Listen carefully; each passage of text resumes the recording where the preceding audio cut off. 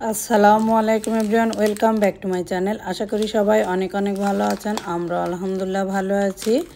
নতুন আরেকটা ভিডিও নিয়ে চলে আসলাম আপনাদের মাঝে। আশা করি আমার আজকের ভিডিওটা ভালো লাগবে। ভালো লাগলে লাইক কমেন্ট শেয়ার করুন ফ্যামিলি এবং ফ্রেন্ডের সাথে। চলুন তাহলে আর দেরি না করে দেখে আসা যাক আমাদের আজকের ভিডিওতে কি আছে। আমাদের আজকের ভিডিওতে আছে আমি সমোসা বানাবো, তারপরে চিকেন স্প্রিং রোল বানাবো, তারপরে পেডিস বানাবো। এগুলা বানায় রেখে দেবো। তো একটা একটা করে বানায় দেখাচ্ছি। আমি এই যে স্প্রিং রোলটা বানিয়ে নিয়েছি, আর এখন হলো সকালবেলা, আর মুরসালিনকে স্কুলে দিতে হবে, তো আমি একটু আগেই সব কিছু বানিয়ে নিচ্ছি। তো স্প্রিং রোলগুলো আমার বানানো হয়ে গেছে, আর আমি হাফ ফ্রাই করে নিয়েছি। হাফ ফ্রাই করে রাখলে এয়ার ফ্রাইয়ে দিয়ে ফ্রাই করে খেতে খুবই সুবিধা হবে। আর আমার মুরসালিন মাঝে মাঝে নিজেই খায়, তাই আমি এভাবে রেডি করে রেখে দিচ্ছি। কাঁচাও রাখা যায়, কাঁচাও এয়ার ফ্রাইয়ে দিয়ে ফ্রাই করে খাওয়া যায়, কিন্তু এভাবে রাখলে খেতে একটু ভালো লাগে আর কি।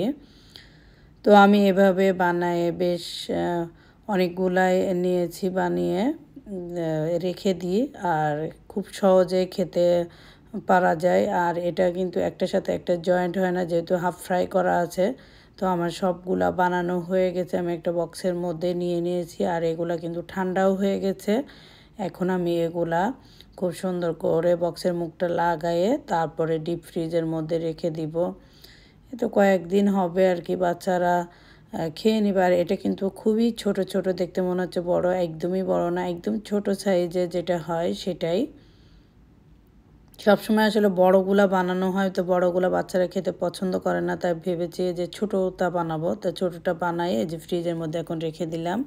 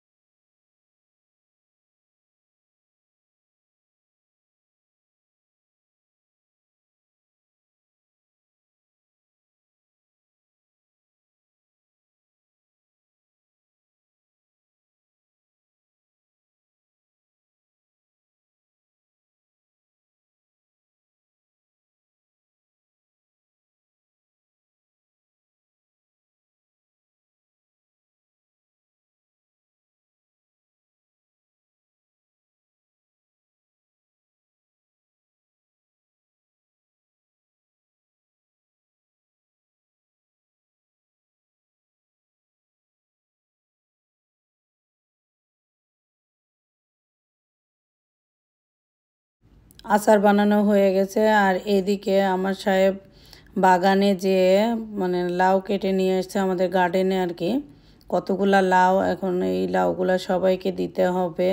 আর টুকিটাকি কিছু বাজারও করে নিয়ে আসছে। আর আমরা দুইজনই রোজা আছি, বাচ্চারা ছোট, ওরা রোজা নাই। তো তরমুজও নিয়ে আসছে।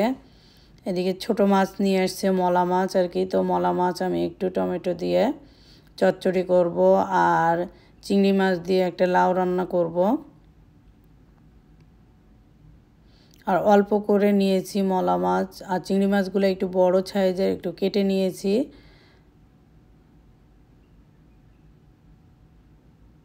তো মলা মাছগুলো আমি হালকা ফ্রাই করে নিব, কাঁচাও করা যায়, তবে হালকা ফ্রাই করে নিলে খেতে কিন্তু ভীষণ মজা হয়। আর মলা মাছগুলো মাখানো হয়ে গেছে। এখন চিংড়ি মাছে অল্প একটু লবণ আর হলুদ দিয়ে মাখায় নিব, তারপরে এটা একটু ভেজে লাউটা রান্না করে নিব। তো এই যে লাউ রান্না করা হয়ে গেছে, গাছের থেকে কাঁচা মরিচ আর ধনিয়া পাতা উঠায় নিয়ে দিয়ে দিয়েছি। আর এখন বারান্দা থেকে যে ডাঁটা উঠাইছিলাম, ডাঁটাটাও আমি ইলিশ মাছ দিয়ে রান্না করে নিয়েছি। আর অল্প একটু ডাঁটা,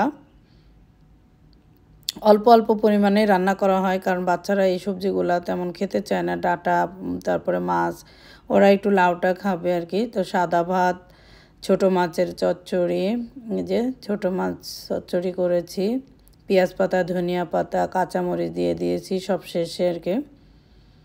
তো রান্নাবান্না আমার শেষ। এখন আমি তরমুজগুলো কেটে নিয়েছি। তরমুজটা অনেক বড়, তা কেটে আমি 2টা বক্সে করে নিয়েছি, কারণ একসাথে রাখলে খেতে অতটা পারা যাবে না, নষ্ট হয়ে যাবে। তো এই যে আমার এখন রান্নাবান্না সব কিছু শেষ। ইফতারের আগে দিয়ে আমি সব কিছু রান্না করে নিয়েছি। লাউ, এদিকে হলো ডাঁটার তরকারি, এদিকে ছোটো মাছ আর সাদা ভাত, আর বাচ্চাদের জন্য চিকেন আছে রান্না করা, সেটা খাবে আর ওরা।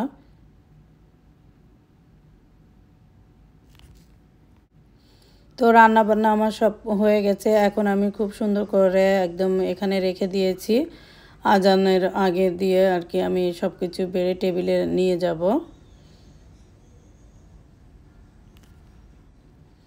এখন আমি কিছু লেবু কেটে নিয়েছি, আর এই লেবুগুলোকে রস করে নেব। রস বার করে নিয়ে আমি জুস বানাবো। তো লেবুর জুস খেতে কিন্তু ভীষণ পছন্দ করে আমার বাচ্চারা, আমার সাহেব, আমিও। তো লেবুর আমি বেশি করে কেটে একটু রস করে তারপর কিছুটা ডিপে রেখে দিব বরফ করে, তাহলে বাচ্চাদের যখন তখন ওগুলো দিতে পারবো আর কি, সেজন্য। আর যেহেতু একটু সময় আছে তাই একটু বেশি করে জুস বানিয়ে নিলাম। এখন হলো মুকরামিন আর মুরসালিনের জন্য কিছু নাগেট ভেজে নিব, ওরা হলো নাগেট খাবে। সবাই মিলে খাবো আর কি, তার জন্য কিছু নাগেট ভেজে নিচ্ছি। আর মুকরামিন মাঝে মাঝে খেতে পছন্দ করে, মাঝে মাঝে দেখা যায় বানালেও খায় না। তো নাগেট ভাজা হয়ে গেছে, আমি কয়েকটা চিতই পিঠা বানাই নিচ্ছি। আসলে আগে বানিয়েছিলাম, অল্প একটু গোলা আছে, তা ভাবলাম যে একটু বানাই নিই। আর গরম গরম খেতে কিন্তু ভীষণ ভালো লাগবে। তো চিতই পিঠা বানানো হয়ে গেছে।